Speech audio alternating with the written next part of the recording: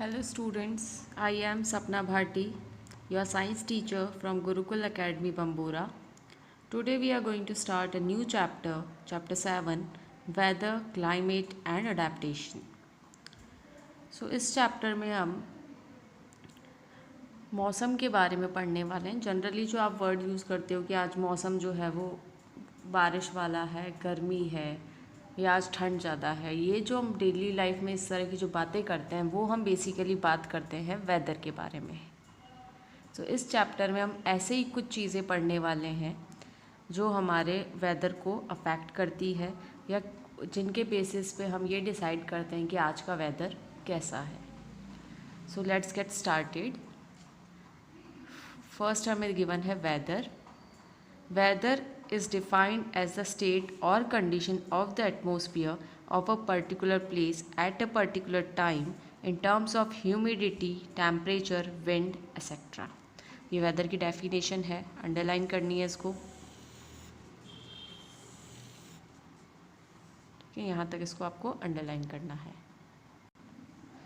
तो वेदर क्या होता है? वेदर एक ऐसी स्टेट या कंडीशन है हमारे एटमॉस्फेयर की, किसी पर्टिकुलर प्लेस या पर्टिकुलर टाइम पर हम अगर ये देखते हैं कि हमारा टेम्परेचर कितना है, ह्यूमिडिटी मतलब हमारी एयर के अंदर कितनी वाटर वेपर प्रेजेंट है, या हम जो विंड हवाएं चल रही वो कैसी है, इन सब को डिसाइड करके या इन सब को ध्यान में रख के हम जो कंडीशन बनती है उसको बोलते हैं वेदर। हिंदी में हम जिसको बोलते हैं मौसम, कि आज किस तरह का मौसम है। वेदर में change from hour to hour और डे टू डे। जो वेदर है वो एक घंटे से दूसरे घंटे में भी बदल सकता है और एक दिन से दूसरे दिन में भी बदल सकता है। मतलब ये बहुत ही छोटे टाइम ड्यूरेशन के लिए हम इसको देखते हैं और ये प्लेस टू प्लेस अलग अलग होता है। इट में even change from season two season. और जो वेदर है वो इवन सीज़न से सीज़न भी बदल जाता है।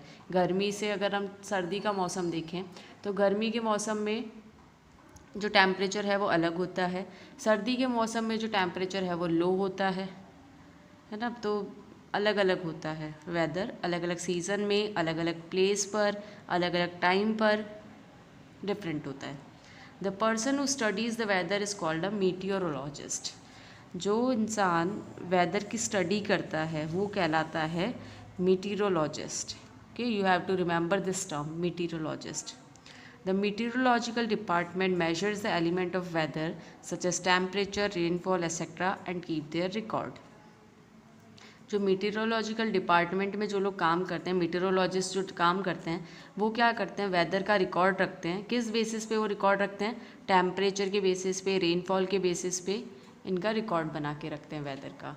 फिर हमें एक एक्टिविटी गिवन है, activity 1, to collect the weather reports of the last 1 week and record the information in tabular method. Newspaper अगर आप देखोगे तो न्यूज़पेपर में डेली की वेदर रिपोर्ट्स आती है कि मैक्सिमम टेम्परेचर क्या था, मिनिमम टेम्परेचर क्या था, ह्यूमिडिटी क्या है, आसमान साफ़ रहेगा या बादल रहेंगे, इस तरह से वेदर रिपोर्ट्स आती है। इवन मोबाइल्स में भी एप्लीकेशंस होते हैं ऐसे वेदर के। आपके मोबाइल में भी अगर आप देखोगे तो वेदर लिखा हुआ आता है कि कितने डिग्री टेम्परेचर है अभी का। तो इस तरह से जो वेदर रिपोर्ट्स होती है आप वो मोबाइल से, चाहे न्यूज़पेपर से या टीवी से, कहीं से भी कलेक्ट कर सकते हो। एक वीक के लिए हमें वो वेदर रिपोर्ट्स कलेक्ट करनी है और उसको बेसिस पर हमें ये इन्फॉर्मेशन फिल करनी है। डेट लिखेंगे, उस दिन का मैक्सिमम टेम्परेचर, रिलेटिव ह्यूमिडिटी कितनी है, मिनिमम मैक्सिमम, और स्काई के अंदर स्काई कैसा है, आसमान जो है वो कैसा है, क्लियर है, क्लाउड्स है, इस तरह से हमें इसके अंदर लिखना होता है। ठीक है, नेक्स्ट है elements of weather. The various elements of weather are temperature, atmospheric pressure, humidity, clouds, rain and wind. मतलब ये वो एलिमेंट्स हैं जिनकी स्टडी करके ये डिसाइड किया जाता है कि वेदर कैसा है। So the first element of weather is temperature. Temperature क्या होता है? ये डिग्री ऑफ हॉटनेस या कोल्डनेस होती है। हम टेम्परेचर किसी भी चीज़, वो कितनी ज़्यादा गर्म है या कितनी ज़्यादा ठंडी है, वो क्या कहलाएगा? उसका टेम्परेचर कहलाएगा। It typically refers to the temperature of free air or ambient temperature closer to the surface of the earth. Generally हम जो टेम्परेचर मेजर करते हैं वो अर्थ के सरफेस के पास में कितना टेम्परेचर है एयर का, वो हम मेजर करके बताते हैं कि आज का जो टेम्परेचर है वो ये है. In a day, usually the maximum temperature is recorded in the afternoon and the minimum temperature is seen in the morning. जो आप वेदर रिपोर्ट्स देखोगे उसके अंदर मैक्सिमम और मिनिमम टेम्परेचर जो लिखा हुआ होता है, जनरली जो मैक्सिमम टेम्परेचर होता है वो आफ्टरनून दिन के टाइम पे रिकॉर्ड किया जाता है, जबकि मिनिमम टेम्परेचर मॉर्निंग के टाइम पे देखा जाता है. The maximum and minimum temperature is measured with special thermometers called maximum and minimum thermometer. जैसे हमारे बॉडी का टेम्परेचर नापने के लिए हम थर्मामीटर यूज़ करते हैं ना, बुखार आता है तब, वैसे ही एक थर्मामीटर होता है, स्पेशल थर्मामीटर, जिसको मैक्सिमम और मिनिमम टेम्परेचर फाइंड आउट करने के लिए यूज़ किया जाता है. हम जो बुखार नापने के लिए जो थर्मामीटर यूज़ करते हैं वो होता है क्लिनिकल थर्मामीटर, और यहाँ जो वेदर का टेम्परेचर मेजर करने के लिए जो यूज़ किया जा रहा है वो है मैक्सिमम एंड मिनिमम थर्मामीटर. यहाँ पे साइड में आपको ये डायग्राम भी गिवन है. ये इस तरह का होता है, एक तरफ मैक्सिमम बताता है और एक तरफ मिनिमम बताता है. ठीक है, नेक्स्ट देखो, नेक्स्ट एलिमेंट है atmospheric pressure. Atmospheric pressure is the force exerted by the weight of air on the earth surface. Atmospheric pressure क्या होता है? अर्थ के सरफेस के ऊपर क्या है? एयर है, हवा है. वो एयर जो प्रेशर लगाती है अर्थ के सरफेस के ऊपर वो कहलाता है atmospheric pressure. Cold air is heavier, dense and therefore exerts more pressure than warm air that is lighter and rise up. जब ठंडी हवाएं चलती है तो वो क्या होती है? भारी होती है और वो ज़्यादा प्रेशर लगाती है, जबकि जो गर्म हवाएं हैं वार्म एयर्स वो लाइट होती है और ऊपर की तरफ उठती है, इसलिए उनका जो प्रेशर होता है वो कम होता है. मतलब गर्मी वाला जो दिन होगा उस दिन एटमॉस्फेरिक प्रेशर कम होगा, जबकि जिस दिन थोड़ा ठंड होगी उस दिन एटमॉस्फेरिक प्रेशर ज़्यादा होगा. Next is humidity. Humidity, this is the measure of water vapour present in air as compare to the maximum amount of water vapour the air can hold given the other parameters of pressure and temperature are constant. ये क्या होता है? Humidity हमारी air के अंदर वो कितनी water vapour present है वो कहलाती है ह्यूमिडिटी. और इसको हम कंपेयर करते हैं मैक्सिमम अमाउंट जो है वेपर की, जितना हमारा एयर होल्ड कर सकती है उससे कंपेयर करते हैं, और जो बाकी सारे एलिमेंट्स हैं जैसे कि प्रेशर, टेम्परेचर, इनको हम एक कांस्टेंट फिक्स रख देते हैं. It is expressed in percentage and is measured by an instrument called hygrometer. ये जो ह्यूमिडिटी है, ह्यूमिडिटी को परसेंटेज में बताया जाता है कि आज इतनी % ह्यूमिडिटी है, और इसको मेजर करने के लिए जो इंस्ट्रूमेंट होता है उसको बोलते हैं हाइग्रोमीटर. यहाँ पे आपको ये डायग्राम भी गिवन है इसका. इस डायग्राम में अगर आप देखोगे तो हमें 0 से लेकर 100 तक मार्क गिवन है. मतलब इसको परसेंटेज में मेजर करते हैं. जितने पर ये नीडल आएगी इसका मतलब उतने % हमारी एयर के अंदर ह्यूमिडिटी है. So you have to remember this name. Humidity measure करने के लिए यूज़ जो करते हैं वो क्या है? Instrument hygrometer. Next is clouds and rain. Clouds and rain also affect the weather. Clouds और रेन, बादल और बारिश, आपको पता है इसके बारे में. इनके कारण भी हमारा जो वेदर है वो अफेक्ट होता है. Clouds are formed of tiny water droplets suspended in the air. The clouds evenly fall back to the ground as rain. Clouds कब फॉर्म होते हैं? जब छोटे छोटी वाटर की ड्रॉपलेट्स एयर के अंदर जो है वो इकट्ठी हो जाती है तो मिलकर क्लाउड्स बनाती है. फिर जब ये क्लाउड्स बहुत ज़्यादा हैवी हो जाते हैं तो वो अर्थ के ऊपर, अर्थ के सरफेस पे, ग्राउंड के ऊपर रेन के फॉर्म में वापस गिरते हैं. Amount of rainfall is measure in terms of millimetre. हम रेनफॉल को कैसे मेजर करते हैं? मिलीमीटर के फॉर्म में मेजर करते हैं. और रेनफॉल मेजर करने का जो इंस्ट्रूमेंट है उसको कहा जाता है रेन गेज. रेनफॉल मेजर करने का इंस्ट्रूमेंट कहलाता है रेन गेज. ह्यूमिडिटी को मेजर करने का इंस्ट्रूमेंट कहलाता है हाइग्रोमीटर. और टेम्परेचर को मेजर करने का जो इंस्ट्रूमेंट है वो कहलाएगा maximum and minimum thermometer. You have to remember these 3 names, it's important. Next is last element is wind. Moving air is called wind. जब हमारे एयर तो हमारे पास एनी टाइम है ही हमारे आसपास, लेकिन जब वो मूव करे स्पीड में तो वो क्या कहलाएगी? Wind. Speed of wind also affects the condition of weather. Wind जो है वो भी वेदर को अफेक्ट करती है. It blows from area of high pressure to those of low pressure. While forecasting the weather the speed and direction of the wind are measured. Wind जो है वो हमेशा हाई प्रेशर से लो प्रेशर की तरफ blow करती है, और जो फॉरकास्टिंग करी जाती है वेदर की, उसके अंदर विंड की स्पीड भी बताई जाती है और विंड का डायरेक्शन भी बताया जाता है कि हवाएं जो है आज तेज़ हवाएं चलेगी, वो कौन से कितनी स्पीड की तेज़ हवाएं चलेगी, या फिर वो किस डायरेक्शन में मूव होगी, नॉर्थ टू साउथ आएगी या साउथ टू वेस्ट जाएगी, किस तरह से मूव होगी वो भी बताया जाता है वेदर फॉरकास्टिंग जब करी जाती है वेदर रिपोर्ट उसके अंदर. So this is all about whether. अब हम नेक्स्ट टॉपिक जो है इस चैप्टर का दैट इज़ क्लाइमेट, उसके बारे में पढ़ेंगे. The average weather condition at any place over a long period of time से 25 to 30 years called the climate of that place. अब वेदर और क्लाइमेट में डिफरेंस क्या है? वेदर जो था वो छोटे टाइम ड्यूरेशन के लिए, जैसे कि आर से आर, डे टू डे या सीज़न टू सीज़न नोट कर रहे थे. लेकिन जो क्लाइमेट है वो बहुत ही लॉन्ग टाइम के लिए नोट किया जाता है. जैसे 25 to 30 ईयर्स तक जो वेदर कंडीशन किसी प्लेस पर रहती है वो क्या कहलाएगी? उस जगह का क्लाइमेट. सो जो बेसिक डिफरेंस है, major difference between weather and climate is कि वेदर जो है वो छोटे टाइम ड्यूरेशन के लिए होता है, जबकि क्लाइमेट जब लॉन्ग टाइम के लिए जब वेदर का एवरेज निकाला जाता है तो वो कहलाता है climate. Underline this definition. To know the weather pattern of a climate of a place, meteorologists study the weather records of that place over a long period of time, say 25 to 30 years. Climate पता करने के लिए मीटियोरोलॉजिस्ट क्या करते हैं? 25 से 30 साल तक का जो वेदर रिकॉर्ड्स है उसकी स्टडी करते हैं और फिर डिसाइड करते हैं कि जो क्लाइमेट है वो कैसा है. ठीक है.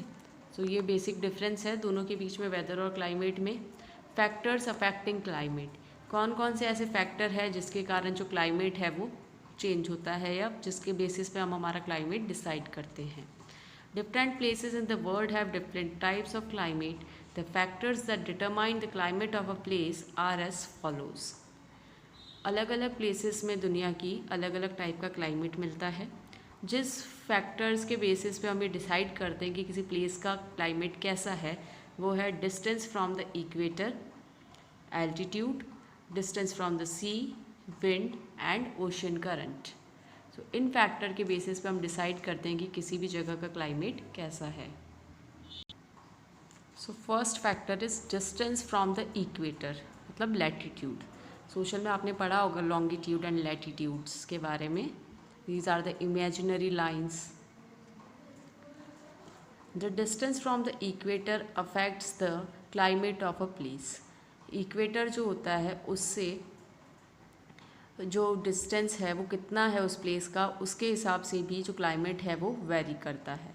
The equator receive more sunlight than anywhere else on the earth. जो इक्वेटर है उस पर सबसे ज़्यादा सनलाइट आती है. पूरी अर्थ के ऊपर सबसे ज़्यादा सनलाइट आती है इक्वेटर पे. इक्वेटर कहाँ होता है? ये सेंटर लाइन होती है जो अर्थ को दो इक्वल पार्ट्स में डिवाइड करती है, and it's an imaginary line. This is due to its position in relation to sun. और ऐसा क्यों होता है कि इस जगह पर सबसे ज़्यादा सनलाइट आती है? क्योंकि सन से ये जगह सीधा सामने की तरफ होती है. That equator is hotter because the sun rays fall on small area. Equator जो है वो सबसे ज़्यादा गर्म होता है क्योंकि यहाँ पर जो सन रेज है वो स्मॉल एरिया पर गिरती है. It is colder at the north and south poles as the sun rays falls on wider area.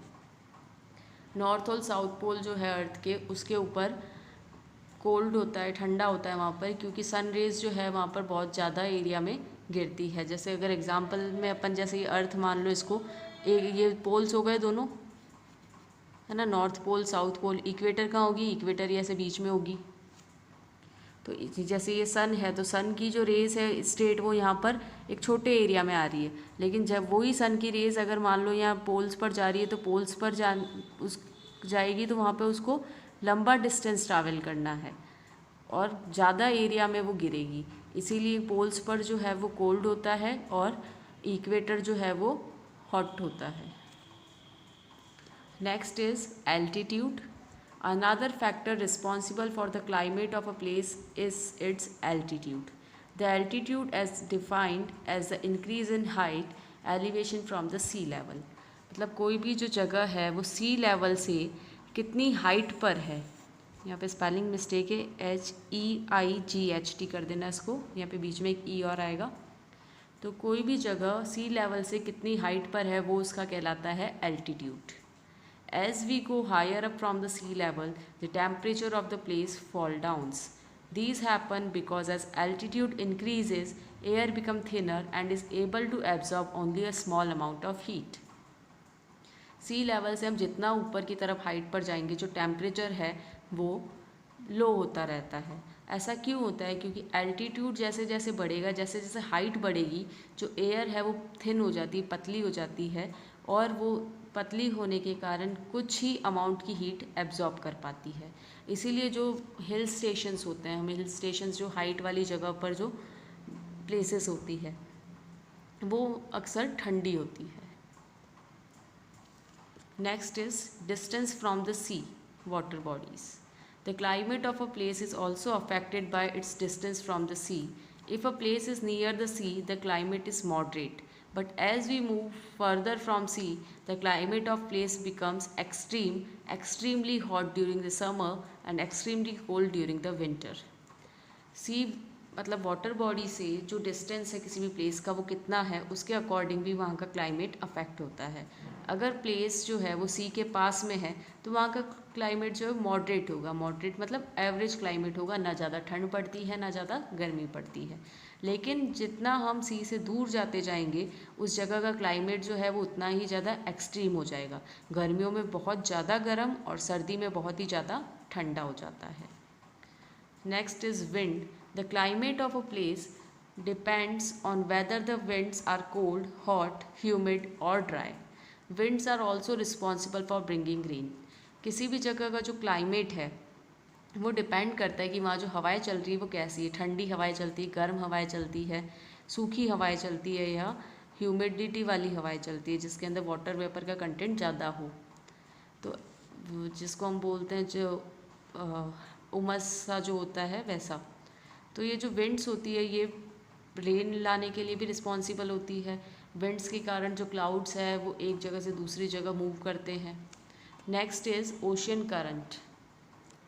Warm ocean currents make the climate warm and wet. Warm ocean currents जो होंगे उनसे climate कैसा हो जाता है, वार्म गर्म हो जाता है और वेट हो जाता है। Cold ocean current make the climate colder and dry. और कोल्ड ओशन करंट के कारण क्लाइमेट कैसा हो जाएगा, कोल्डर हो जाएगा और ड्राई हो जाएगा।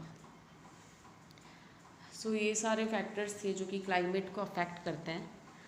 नेक्स्ट हम इससे रिलेटेड ये क्वेश्चन करेंगे।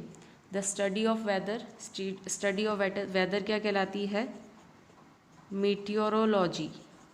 Study of weather is meteorology. The amount of water vapour in the air is humidity. People who study and record weather, उनको क्या बोलते हैं, meteorologist. The average weather condition at a particular place over a long period is climate. Predicting weather, weather का prediction करना मतलब weather के बारे में बताना, वो क्या कहलाता है, वेदर फॉरकास्टिंग या फिर वेदर फॉरकास्ट।